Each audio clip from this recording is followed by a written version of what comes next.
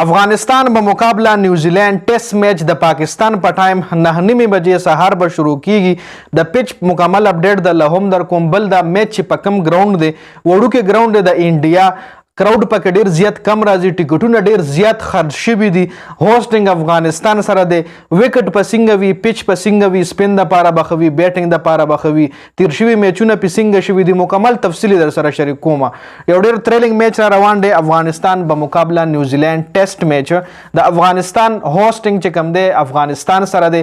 نیوزیلینډ لوبډله چې کومه ده هغه ملمه ده د افغانستان ته راغلی ده. افغانستان کې خپل انټرنیشنل ګراونډ چې کوم دی نشته، دی په وجه باندې انډیا د ګریټر نوایډا سټیډیم چې کوم دی سپورټس کمپلیکس د افغانستان ته دغه میچ د پاره ورکړی دی چې دا د انډیا په خار اتر پردیش کې دا اتر پردیش چې کوم دی په هغې کې دا ګراونډ دی. جی دا ګراونډ چې کوم دی دونه غټ ګراونډ نه دی، وړوکی ګراونډ دی. کراؤډ پکې تقریبا 10,000 پورې تماشایان په دې ګراونډ کې میچ کتلی شي او میکسیمم ټیکټونه خرج شوي دي.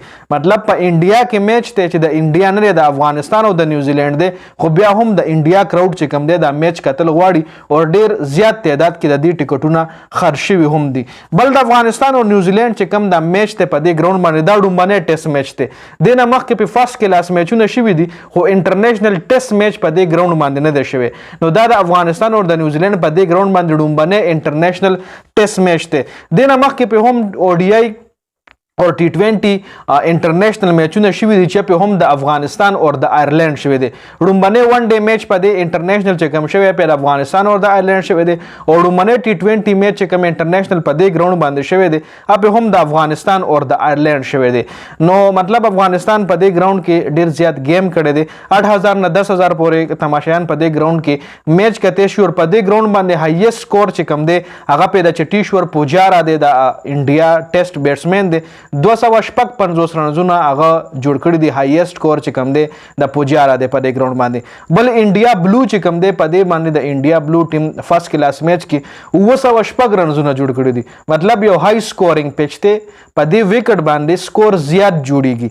فرست اننګز کې په دې باندې ایوریج سکور چې کوم دی 300 رنزونه کیږي. لکه دا 300 رنزونه په دې ډیر په اسانه باندې کیږي. خو دې ځکه اوس دا خو د زړو میچونو ډیټیل ما درله درکو.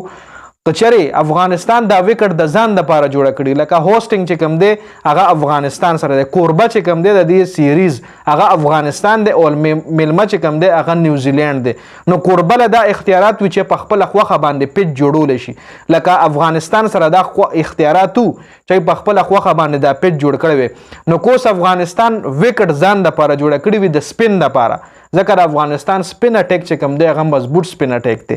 نو کچری افغانستان دا وکټ د ځان د پاره سپین د پاره جوړه کړی وي نو بیا افغانستان د پاره فائدہ شته دی، ځکه وکټ جوړول دا د افغانستان کار دی. کوربه چې کوم دی افغانستان دی، دغه د نیوزیلینډ هیڅ کار نشته چې افغانستان وکټ ځان د پاره تیزه جوړی یا سلو جوړی.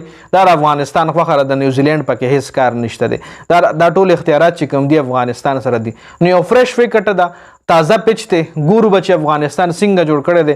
میچ نفس اننګز چې پیو شي نفس په پته لګي او پیچ چې څومره زړیږي دومره په سکور هم ډیر زیات کیږي.